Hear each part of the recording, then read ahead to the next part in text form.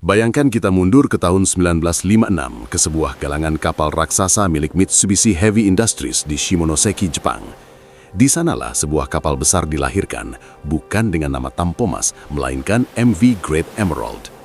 Kapal ini bukan kapal sembarangan, ia tergolong jenis kapal RoRo atau Roll On Roll Off, artinya kendaraan bisa langsung naik dan turun lewat ramp, seperti parkir di mall, tapi ini versi laut lepas.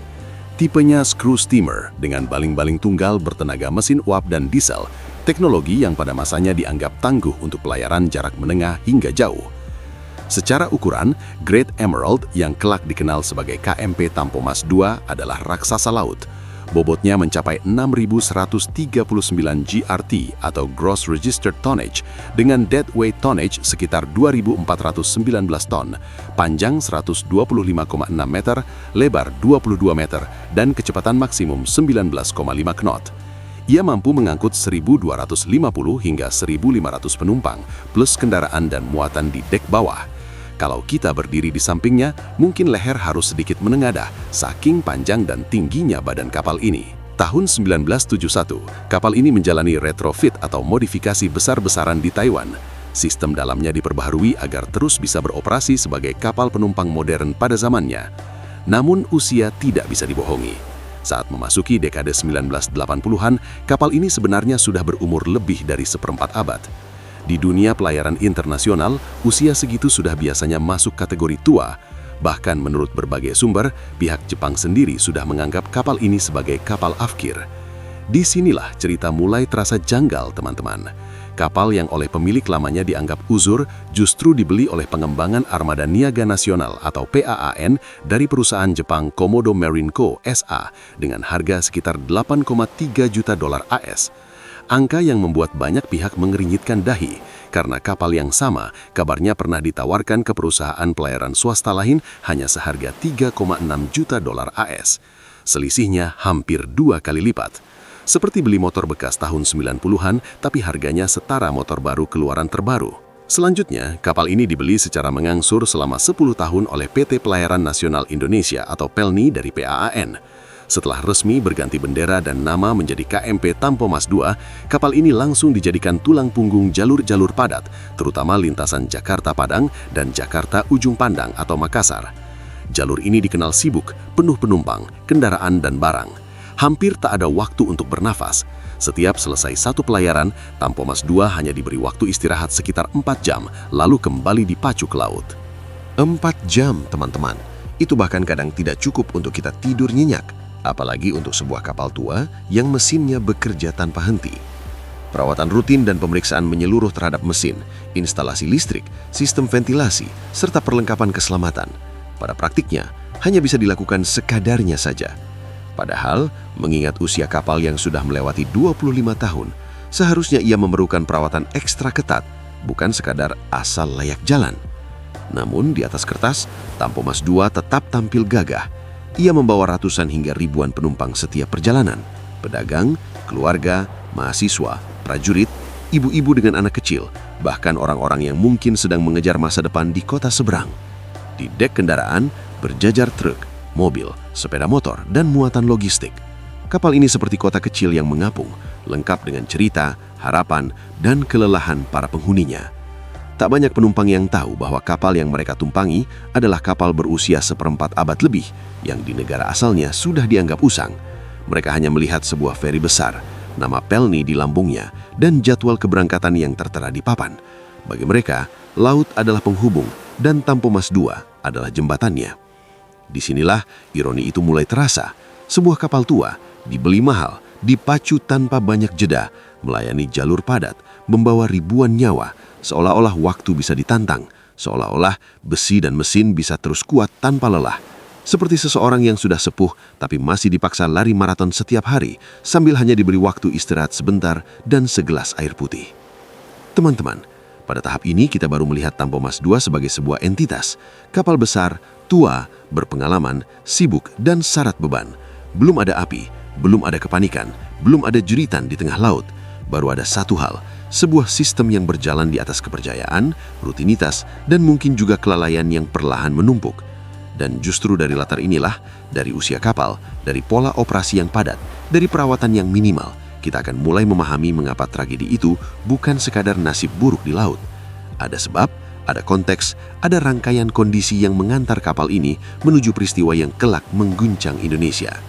Sekarang, kita akan masuk ke latar belakang dan pemicu bencana.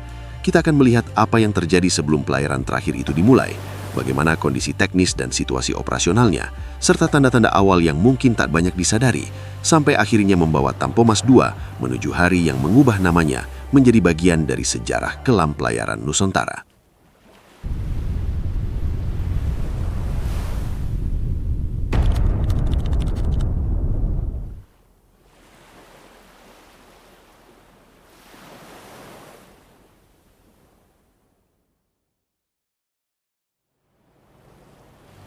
Teman-teman, sebelum api itu benar-benar menyala di tengah Laut Jawa, jauh sebelumnya sebenarnya sudah ada tanda-tanda yang kalau dipikir sekarang seperti lampu kuning yang terus berkedip tapi tak pernah benar-benar dihiraukan. Tanda-tanda itu bahkan sudah muncul sejak pelayaran perdana KMP Tampomas II. Pelayaran perdana kapal ini dilakukan pada 2 Juni hingga 13 Juni 1980 dengan rute Padang, Jakarta, Ujung Pandang. Ini bukan pelayaran biasa. Di dalamnya ikut serta sejumlah wartawan dan beberapa anggota DPR RI, seolah kapal ini sedang diuji di hadapan publik dan para pengambil kebijakan. Namun sejak awal, perjalanan itu justru memperlihatkan banyak kejanggalan teknis. Selama pelayaran, mereka menyaksikan sendiri berbagai gangguan. Salah satu yang paling mencolok adalah ketika kapal berputar-putar di satu radius yang sama di tengah laut karena rusaknya salah satu knop otomatis pengatur mesin. Kapal tidak bisa langsung melaju normal, seperti kendaraan yang setirnya macet di tikungan. Bukan cuma itu, acara show kapal yang seharusnya menjadi ajang perkenalan fasilitas Tampomas II terpaksa dibatalkan karena aliran listrik kapal mati dalam waktu cukup lama. Seorang wartawan yang ikut dalam pelayaran tersebut bahkan mencatat bahwa mesin kapal mengalami gangguan hingga 6 kali sepanjang perjalanan. 6 kali kerusakan dalam satu pelayaran perdana. Untuk kapal yang digadang-gadang sebagai andalan baru, ini jelas bukan catatan yang menenangkan. Namun setelah perjalanan itu selesai, Tampomas II tetap dioperasikan secara intensif, seolah semua gangguan tadi hanyalah penyakit kecil yang bisa ditoleransi. Latar belakang teknis kapal ini semakin membuat situasi rawan. Seperti telah kita bahas, Tampomas II adalah kapal yang sudah berusia lebih dari 25 tahun dengan sistem mesin, kelistrikan, dan struktur yang telah mengalami kelelahan material. Kapal tua bukan berarti pasti celaka, tetapi ia menuntut perawatan jauh lebih ketat dan waktu istirahat yang memadai.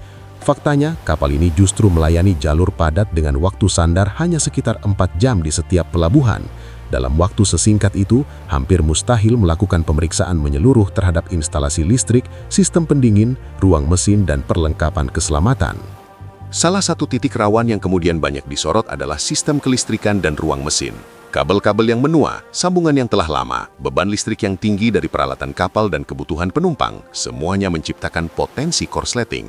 Dalam dunia pelayaran, korsleting di ruang mesin adalah ancaman serius karena di sana terdapat bahan bakar, oli, dan suhu tinggi. Percikan kecil saja bisa berubah menjadi api besar dalam hitungan menit. Faktor muatan juga memperberat kondisi. Jalur Jakarta-Padang dan Jakarta-Ujung Pandang adalah jalur sibuk, sehingga kapal sering membawa penumpang mendekati kapasitas maksimum, bahkan disertai kendaraan dan barang dalam jumlah besar. Setiap tambahan beban berarti mesin bekerja lebih keras, sistem pendingin lebih tertekan, dan risiko gangguan teknis meningkat. Di atas kertas mungkin masih dalam batas aman, tetapi di lapangan, batas itu seringkali sangat tipis. Budaya keselamatan pelayaran pada masa itu pun menjadi bagian dari latar. Regulasi memang ada, tetapi penerapannya sering terkendala oleh tekanan operasional dan keterbatasan sumber daya. Selama kapal masih bisa berlayar dan jadwal bisa dipenuhi, ia dianggap layak jalan. Keselamatan kerap baru menjadi sorotan utama setelah tragedi terjadi, bukan sebelumnya. Kondisi alam turut memberi tekanan, getaran mesin yang konstan, hantaman gelombang Laut Jawa, perubahan suhu, semuanya mempercepat keausan sistem dan struktur kapal. Ditambah lagi faktor manusia, awak kapal yang profesional namun bekerja dalam ritme padat dengan waktu istirahat terbatas sehingga kewaspadaan terhadap tanda-tanda kecil, bau hangus, panas berlebih, suara mesin yang tidak normal bisa saja menurun. Semua ini teman-teman membentuk satu rangkaian latar belakang yang saling terkait. Kapal tua, riwayat gangguan sejak pelayaran perdana, sistem kelistrikan yang rentan, beban muatan berat, waktu perawatan yang minim, serta tekanan operasional yang tinggi. Seperti bara kecil yang tersembunyi di balik dinding baja, belum tampak dari luar, tetapi sudah cukup panas untuk menunggu satu pemicu saja. Dan pemicu itu, sebagaimana akan kita ikuti di bagian selanjutnya, muncul di tengah pelayaran, di jantung tenaga kapal, ruang mesin. Dari sanalah sebuah insiden teknis yang semula mungkin terlihat terkendali, perlahan berubah menjadi keadaan darurat yang tak lagi bisa dibendung. Jadi teman-teman, setelah memahami latar belakang dan pemicu yang mengiringi perjalanan Tampomas 2 sejak awal pengoperasiannya, kini pertanyaannya tinggal satu, bagaimana kronologi kejadian pada pelayaran terakhir itu berlangsung, menit demi menit, hingga kapal besar ini akhirnya kalah oleh api dan laut. Di bagian berikutnya, kita akan menyusuri peristiwa itu secara runtut, dari saat berkeberangkatan hingga detik-detik paling menentukan di tengah Laut Jawa. Dengarkan baik-baik, karena disinilah cerita berubah dari sekedar perjalanan laut menjadi drama hidup dan mati di tengah gelombang. Malam itu, Sabtu, 24 Januari 1981, tepat pukul 19.00 WIB, KMP Tampomas 2 perlahan meninggalkan dermaga Tanjung Priok. Lampu-lampu pelabuhan satu persatu menjauh, sirene panjang terdengar, dan kapal raksasa itu mulai membelah gelapnya Laut Jawa dengan tujuan ujung pandang alias Makassar. Secara teori, pelayaran ini akan memakan waktu 2 hari 2 malam, sehingga kapal diperkirakan tiba pada Senin pagi, 26 Januari 1981, sekitar pukul 10 WIB. Di atas kapal saat itu, terdapat 1.055 penumpang resmi berdasarkan manifest, 82 awak kapal, serta diperkirakan total mencapai sekitar 1.442 jiwa jika termasuk penumpang gelap. Di kardek, berjajar 191 mobil, 200 sepeda motor, termasuk kendaraan berat seperti mesin giling Sakai, skuter Vespa, truk, dan berbagai muatan lain. Yang berbahaya, sebagian besar kendaraan masih menyimpan bahan bakar di dalam tangkinya. Seorang pemandu kapal sebenarnya telah mengingatkan, salah satu mesin utama sudah bermasalah bahkan sebelum kapal bertolak. Namun seperti banyak keputusan di dunia pelayaran masa itu, kapal tetap diberangkatkan, jadwal harus jalan, penumpang sudah penuh, laut menunggu. Malam pertama berlalu relatif tenang. Awan senja memerah di ufuk barat, laut tampak datar. Tapi para pelaut tahu, bulan Januari di Laut Jawa adalah bulan ombak besar. Gelombang setinggi 7 hingga 10 meter dan angin 15 knot bukan hal aneh. Di dalam kapal, panitia hiburan menyiapkan sebuah acara show di bar kapal, menghadirkan penyanyi Ida Farida dari band kapal. Musik mengalun, tawa terdengar, beberapa penumpang mencoba melupakan rasa mabuk laut. Ada satu momen yang kelak terasa seperti firasat. Seorang penyanyi bernama Ferry membawakan lagu berjudul Salam Perpisahan. Lagu itu terdengar biasa saja saat itu, tapi setelah tragedi, banyak yang mengingatnya dengan merinding. Si Ferry sendiri kemudian tidak pernah ditemukan lagi keberadaannya. Tanggal 25 Januari 1981 pagi, semuanya masih tampak normal. Penumpang sarapan, anak-anak bermain di dek, sebagian orang berjemur, sebagian lagi duduk menatap laut. Tak ada yang menyangka bahwa malam itu akan menjadi malam terakhir bagi ratusan orang. Sekitar pukul 20.00 WITA, kapal berada di tengah badai Laut Jawa. Angin kencang, ombak menghantam lambung, kapal bergoyang keras. Di ruang mesin, beberapa pipa bahan bakar mulai bocor akibat getaran dan tekanan. Uap solar memenuhi udara. Pada saat yang sama, dari salah satu ventilasi, diduga masuk puntung rokok, entah dari mana asalnya, dan jatuh tepat di area yang penuh uap bahan bakar. Percikan kecil, lalu api. Para kru segera melihat nyala itu dan mencoba memadamkannya menggunakan tabung pemadam api portable. Namun api terlalu cepat membesar. Pintu dek mesin dalam kondisi terbuka membuat oksigen masuk bebas. Api menjalar ke kompartemen lain. Dalam waktu singkat, suhu melonjak. Asap tebal memenuhi lorong-lorong bawah. Selama hampir 2 jam, kru berjuang melawan api. Namun satu demi satu sistem gagal. Tenaga utama mati. Generator darurat pun ikut failure. Kapal kehilangan listrik, kehilangan pompa, kehilangan kendali. Api menjalar ke kardek, tempat ratusan kendaraan penuh bahan bakar berada. Tangki-tangki mobil dan motor menjadi seperti bom kecil yang siap menyulut api lebih besar. Sekitar 30 menit setelah api pertama muncul, perintah evakuasi akhirnya diberikan. Semua penumpang ke dek atas. Masalahnya teman-teman, hanya ada satu akses utama menuju dek atas. Ribuan orang harus naik lewat satu jalur. Panik pun tak terelakkan. Anak-anak menangis, ibu-ibu berteriak, orang tua terjatuh.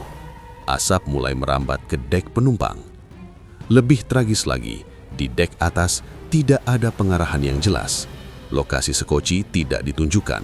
Beberapa awak kapal justru lebih dulu menurunkan sekoci untuk menyelamatkan diri sendiri. Dari 6 sekoci yang tersedia, masing-masing hanya berkapasitas sekitar 50 orang. Jelas tidak sebanding dengan jumlah penumpang. Sebagian orang nekat melompat langsung ke laut di tengah gelombang besar. Sebagian lagi bertahan di geladak menunggu keajaiban.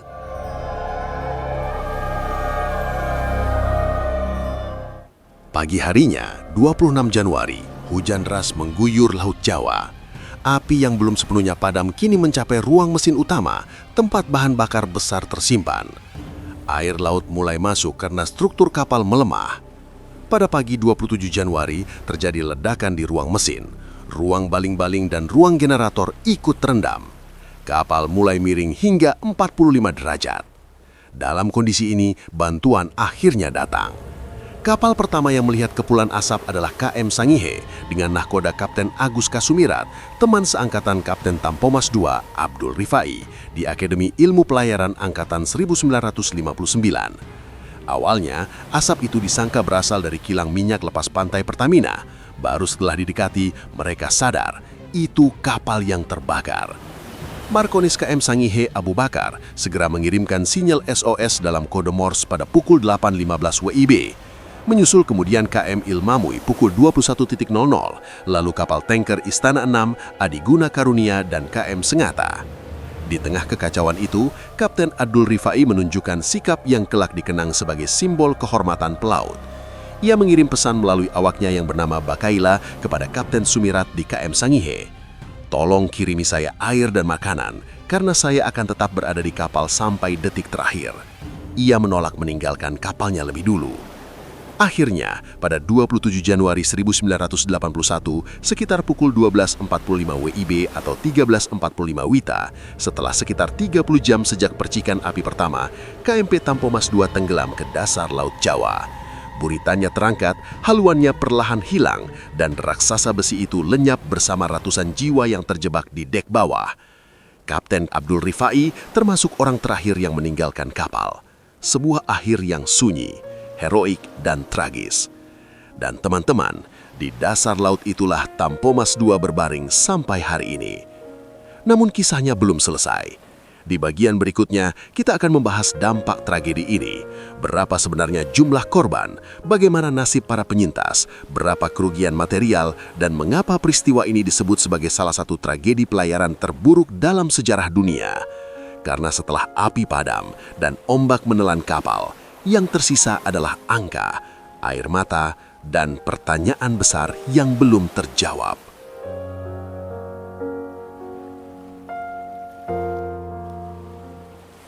Teman-teman, setelah KMP Tampomas II perlahan menghilang ke dasar laut pada siang hari 27 Januari 1981, tragedi itu tidak berhenti di situ. Justru setelah badan kapal lenyap di balik gelombang, drama kemanusiaan yang jauh lebih panjang dan menyayat hati dimulai.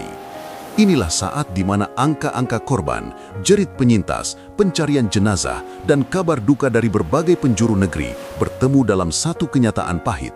Indonesia baru saja kehilangan ratusan, bahkan mungkin lebih dari 1.000 warganya di tengah laut. Berbagai sumber kredibel mencatat bahwa jumlah orang di atas KMP Tampomas II memang tidak pernah benar-benar bisa dipastikan secara tunggal. Data manifest resmi menyebutkan jumlah penumpang terdaftar mencapai lebih dari 2.000 orang. Namun ada sumber yang mengatakan 1.000 orang, ditambah sekitar 100 lebih awak kapal.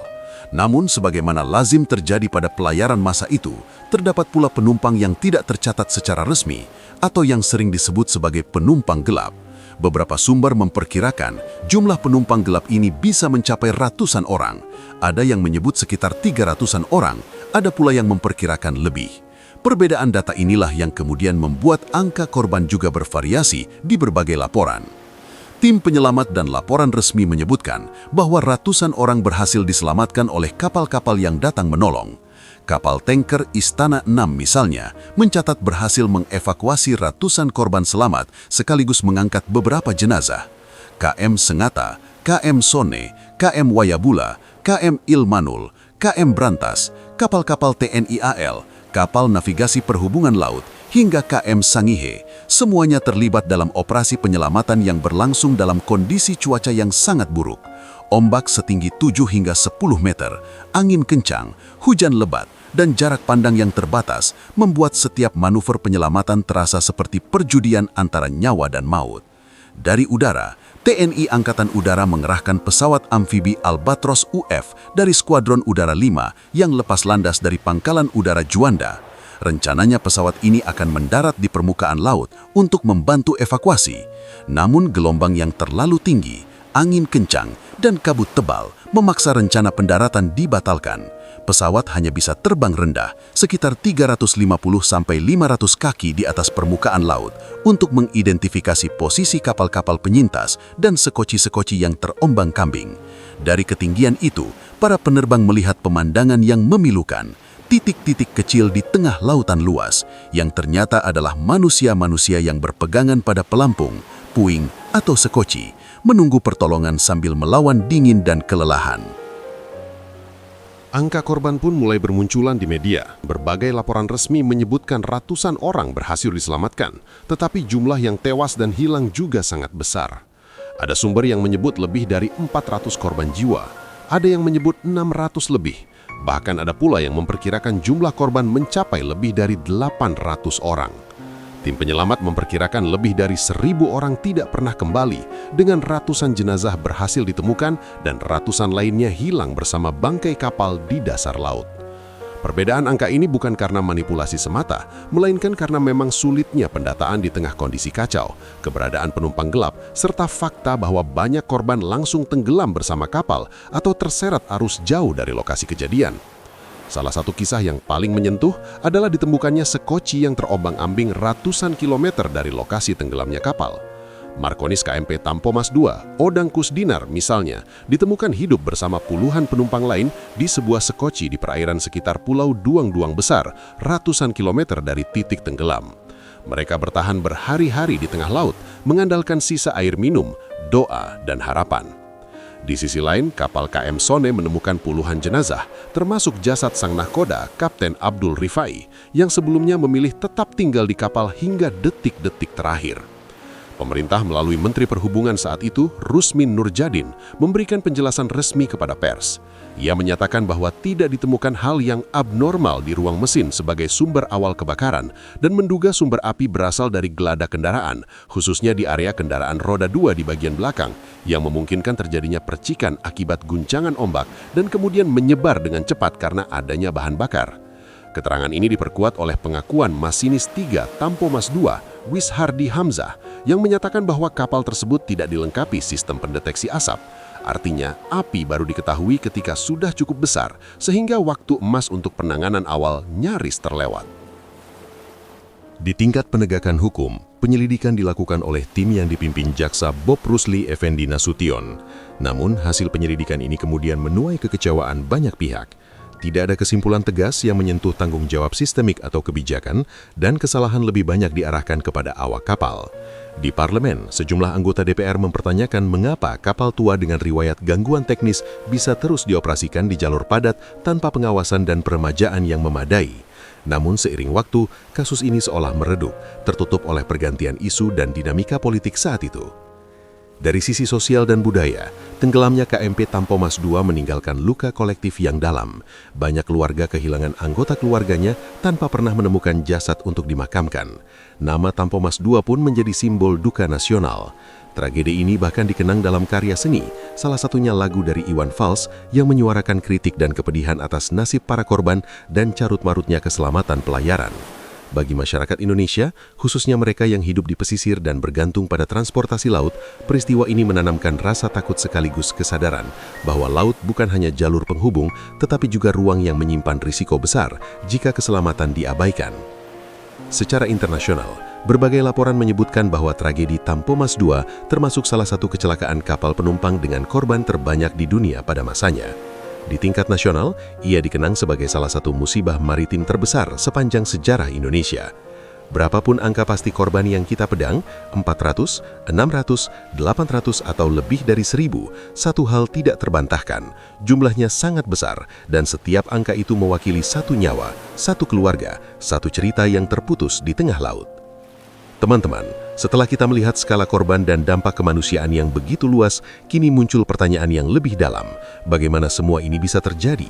Siapa yang seharusnya bertanggung jawab dan pelajaran apa yang seharusnya diambil agar tragedi serupa tidak terulang?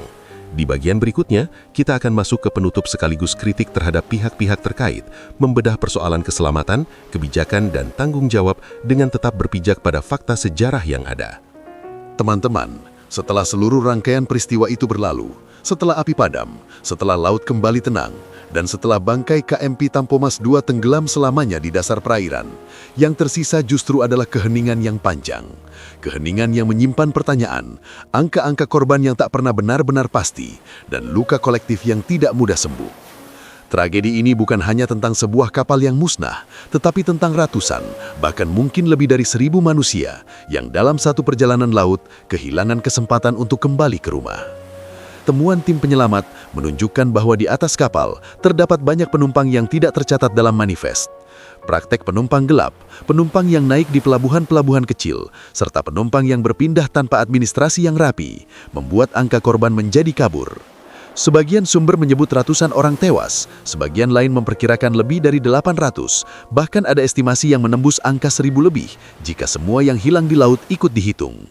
Ketidakpastian ini sendiri sudah menjadi tragedi. Ada keluarga yang tidak pernah mendapatkan kepastian apakah anggota keluarganya tercatat sebagai korban, hilang, atau selamat. Upaya penyelamatan yang dilakukan oleh kapal-kapal yang datang menolong dan oleh unsur militer serta penerbangan menghadapi tantangan besar. Gelombang tinggi, angin kencang, hujan lebat, dan jarak pandang yang buruk membuat evakuasi berlangsung lambat dan berisiko. Banyak korban yang berhasil diselamatkan dari sekoci atau dari laut dalam kondisi lemah, dehidrasi, dan trauma berat. Di sisi lain, banyak pula yang tidak sempat tertolong, terpisah dari rombongan, atau terjebak ketika kapal akhirnya miring dan tenggelam. Proses pencarian jenazah berlangsung berhari-hari, bahkan berminggu-minggu, dengan hasil yang tidak pernah sepenuhnya memuaskan semua pihak. Setelah itu, perhatian publik beralih pada proses penyelidikan. Pemerintah membentuk tim, pemeriksaan dilakukan, saksi-saksi dimintai keterangan, dan laporan resmi dikeluarkan. Namun bagi banyak kalangan, hasilnya terasa tidak tuntas. Kesimpulan yang muncul lebih banyak menempatkan kesalahan pada tingkat operasional dan individu, sementara pertanyaan tentang sistem, pengawasan, kesiapan darurat, dan standar keselamatan secara menyeluruh tidak pernah dijawab secara terbuka dan mendalam. Di parlemen, sejumlah anggota dewan sempat mendesak agar penyelidikan diperluas, tetapi seiring waktu, gaungnya meredup. Tragedi sebesar ini perlahan bergeser dari halaman depan surat kabar ke arsip, seolah-olah cukup dikenang sebagai musibah tanpa perlu diurai sebagai kegagalan sistemik. Bagi keluarga korban, waktu tidak pernah benar-benar menutup luka. Banyak yang tidak pernah menemukan jasad orang yang mereka cintai. Nama-nama hanya tertulis di daftar, tanpa makam, tanpa kepastian. Ada anak yang tumbuh tanpa ayah. Ada istri yang menua tanpa pernah tahu di mana suaminya beristirahat terakhir. Ada orang tua yang menunggu kabar anaknya sampai akhir hayat. Tragedi Tampomas II hidup bukan hanya dalam buku sejarah, tetapi dalam ingatan pribadi yang diwariskan dari satu generasi ke generasi berikutnya.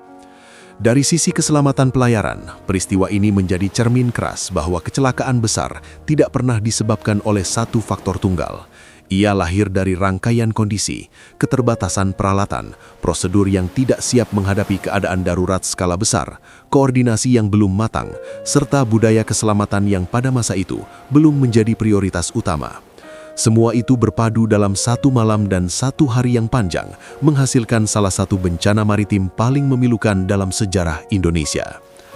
Kini, puluhan tahun kemudian, laut di sekitar Masalembo kembali dilalui kapal-kapal yang hilir mudik, membawa penumpang, barang, dan harapan. Namun di bawah permukaan airnya, tersimpan pengingat sunyi tentang apa yang pernah terjadi. Kisah KMP Tampomas II mengajarkan bahwa setiap perjalanan laut adalah amanah besar, bahwa di balik tiket, jadwal dan rutinitas, ada nyawa-nyawa yang sepenuhnya bergantung pada kesiapan sistem, kejujuran pengelolaan, dan keseriusan negara dalam menjaga keselamatan warganya. Dan disinilah penutup kita. Di dasar Laut Jawa, bangkai KMP Tampomas II mungkin kini hanya menjadi tumpukan baja berkarat yang perlahan diselimuti gelap dan sunyi. Namun, kisahnya tidak pernah benar-benar tenggelam. Ia tetap hidup dalam arsip-arsip sejarah, dalam pemberitaan lama yang masih dibuka ulang, dalam lagu-lagu yang lahir dari duka, dalam ingatan para penyintas, dan terutama dalam hati keluarga korban yang sampai hari ini masih menyimpan nama-nama orang tercinta yang tak pernah kembali. Tragedi ini seolah berbisik kepada kita semua, melintasi waktu dan generasi, bahwa di balik setiap perjalanan yang tampak biasa, selalu ada tanggung jawab yang luar biasa besar. Tanggung jawab untuk menjaga, mengawasi, dan memastikan bahwa setiap orang yang berangkat dari sebuah pelabuhan dengan harapan dan doa di dada, benar-benar memiliki kesempatan untuk pulang dengan selamat.